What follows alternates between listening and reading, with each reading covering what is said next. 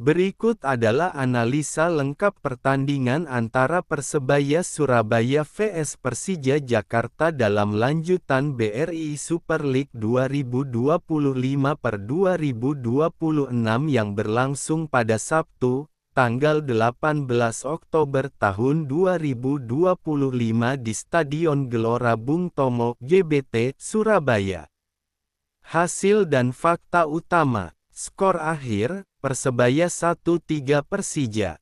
Gol Persija, Doni Tri Pamungkas menit 21, Jordi Amat menit 45+4, dan eksekusi penalti oleh Alano menit 73. Gol Persebaya, Leo Lelis menit 78 setelah memanfaatkan sepak pojok. Statistik pertandingan. Penguasaan bola, Persebaya gelombang 49%, Persija gelombang 51%. Total tembakan, Persebaya 7, Persija 16. Tembakan yang mengarah ke gawang, Persebaya 4, Persija 9. Akurasi operan, Persebaya gelombang 70%, Persija gelombang 83%. Tendangan sudut, Persebaya 6, Persija 2. Analisa taktik dan jalannya pertandingan. Persija Jakarta. Persija datang sebagai tim tamu namun justru tampil cukup agresif sejak awal. Gol pembuka di menit 21 lewat Doni Tri menunjukkan efektivitas mereka dalam memanfaatkan situasi bola mati umpan silang. Mereka kemudian unggul 2-0 pada akhir babak pertama, menit 45+4 melalui Jordi Amat setelah sundulan Gustavo yang membentur tiang. Babak pertama berakhir dengan kendali Persija. Di babak kedua, Persija tetap mampu mengontrol tempo dan memanfaatkan kesempatan lewat penalti di menit 73 yang dieksekusi Alano. Secara keseluruhan, Persija lebih tajam, efisien dalam penyelesaian, dan menjaga stabilitas ketika unggul menciptakan tekanan meskipun bermain tandang. Persebaya Surabaya. Persebaya memiliki kesempatan namun beberapa gagal dimaksimalkan, misalnya peluang Perovic di menit 34 yang gagal menaklukkan kiper Persija. Permainan Persebaya terlihat agak stagnan terutama di fase penyerangan dan finishing. Meski punya penguasaan bola hampir sama, namun akurasi operan dan kualitas tembakan mereka tertinggal. Statistik menunjukkan perbedaan signifikan di tembakan 7 vs 16 dan akurasi operan 70% vs 83%. Gol mereka datang hanya sebagai gol hiburan di menit 78, setelah tertinggal cukup jauh relatif terlambat untuk mengubah momentum. Pelatih Persebaya Eduardo Perez mengakui bahwa lawan tampil lebih baik dan bahwa ketika tertinggal 2-0, situasi menjadi rumit. Faktor kandang seharusnya menjadi keunggulan, namun Persebaya gagal memanfaatkan potensi tersebut secara maksimal.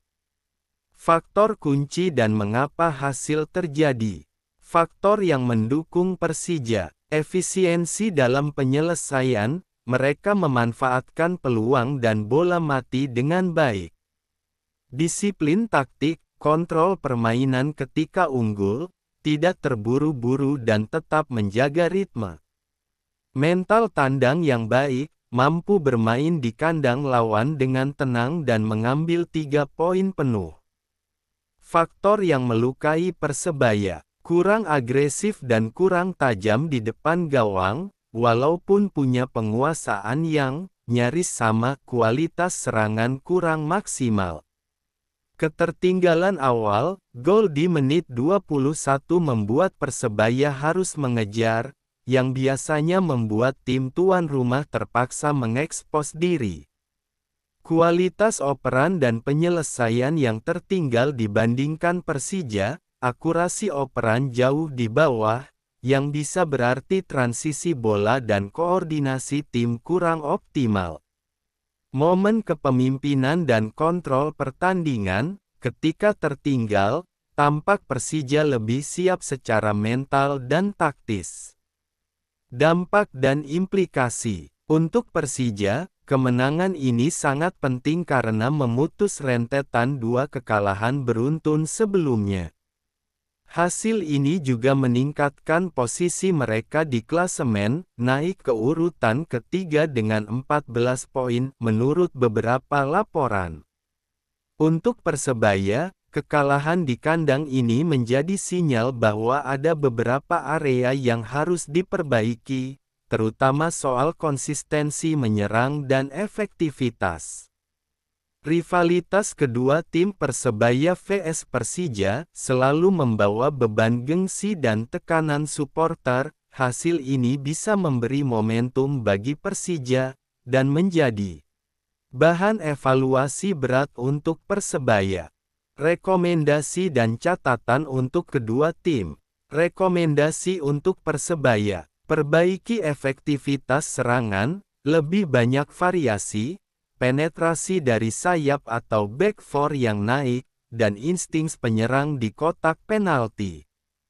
Fokus pada fase transisi, ketika tertinggal, jangan langsung terburu-buru, tetap tenang dalam membangun serangan. Perkuat organisasi di lini tengah dan belakang untuk menghindari kebobolan melalui bola mati atau situasi set piece.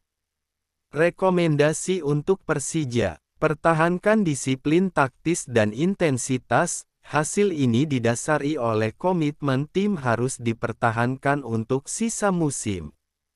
Kembangkan opsi serangan, meskipun sudah bagus, masih ada ruang untuk meningkatkan variasi serangan agar tak mudah terbaca. Manajemen keunggulan: ketika unggul, pastikan tidak kehilangan fokus sehingga lawan tidak bisa bangkit terlalu mudah. Kesimpulan: pertandingan ini menunjukkan bahwa meskipun kedua tim cukup seimbang dalam penguasaan bola, namun Persija berhasil memanfaatkan peluang dengan lebih baik, bermain taktis, dan mengontrol momen ketika unggul. Persebaya, meskipun punya potensi dan dukungan kandang, gagal mengonversi kesempatan dan akhirnya kalah cukup jelas.